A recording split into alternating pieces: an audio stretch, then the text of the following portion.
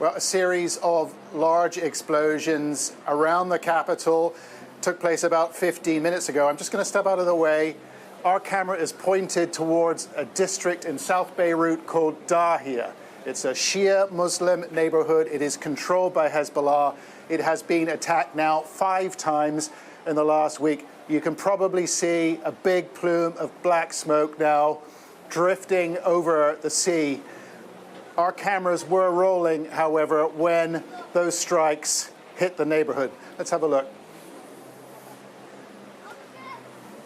There you can see big plumes of black smoke going up. That is the direction of Dahia. That is the neighborhood that the Israelis have been targeting this week. They have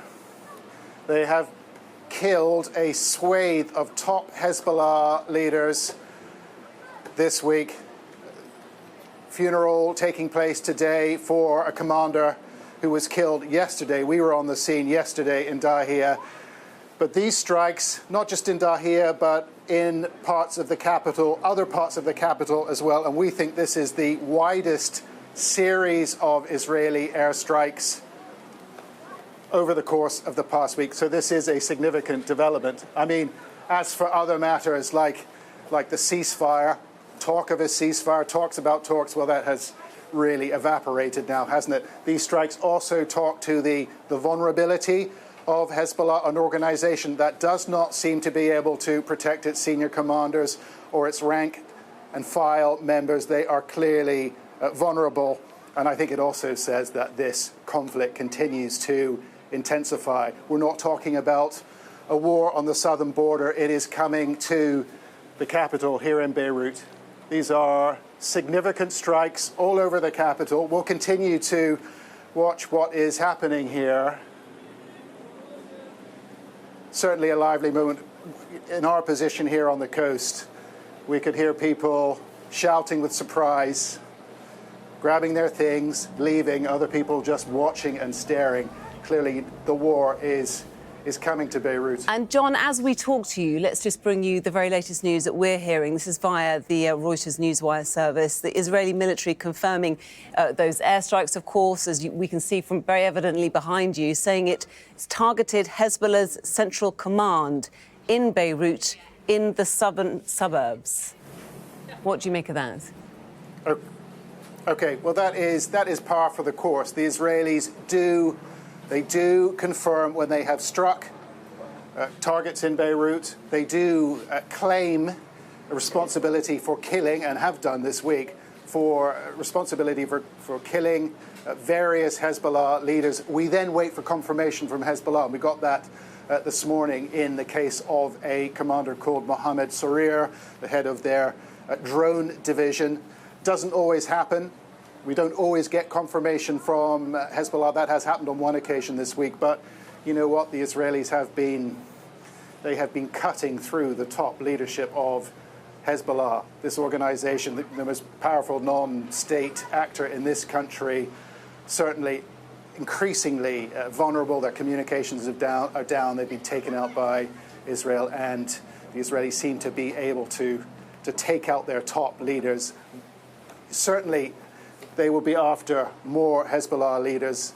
That would certainly be behind the motivation behind these strikes.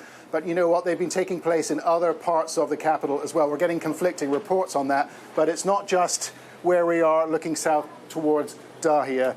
It's also taking place in other parts of the capital as well. This is a big bombardment. We're not talking about a barrage in southern Lebanon or in the Bekaa Valley. It's a barrage, it's a bombardment here in Beirut. That's only going to unnerve people here even more. And John, again, just to give you the very latest on the news wires that I can see here from our newsroom here in London, Hezbollah's Al Manar TV station talking of a smouldering crater in Beirut's southern suburbs. That gives you a sense of just the size of the attack or the missile strike and the destruction that it's caused. Of course, we can see that there from the smoke that's behind you. And as you will note all too well, 700 people killed so far, they believe, this week, according to Lebanon's health ministry. But I suppose suppose the world eyes have been focused very much on New York today, on of course, the UN's headquarters, and Israel's Prime Minister Benjamin Netanyahu speaking just in the last few hours, saying he believes his country is fighting for its life.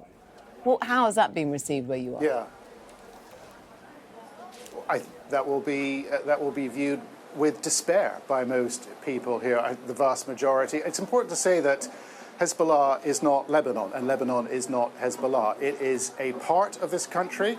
It is arguably the most powerful political and military unit or grouping in this country, but it is not Lebanon. But what I will tell you is that many people here are really angry with what Israel is doing. They feel they're being dragged into a war by Netanyahu, something that they don't want. This is a country with all sorts of problems, economic and political. It's got a caretaker government, can barely run itself. This is the last thing that most people want. And I think there were hopes, dashed very quickly, but hopes raised by the Americans and others that a temporary truce, a temporary ceasefire was possible. Certainly the words from the Americans a couple of days ago were pretty positive, weren't they? They expected some sort of deal to be done. That has been dashed, and this is proof of it, isn't it? I mean, that a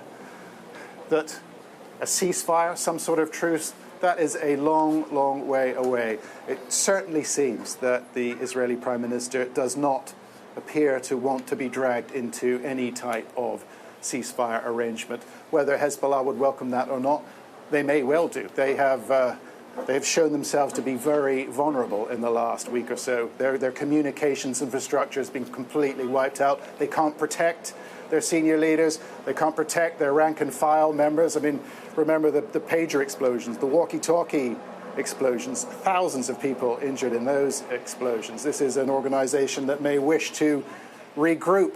It may feel it could benefit from a ceasefire arrangement. Certainly, Benjamin Netanyahu, the Israeli military, are not going to give them that opportunity.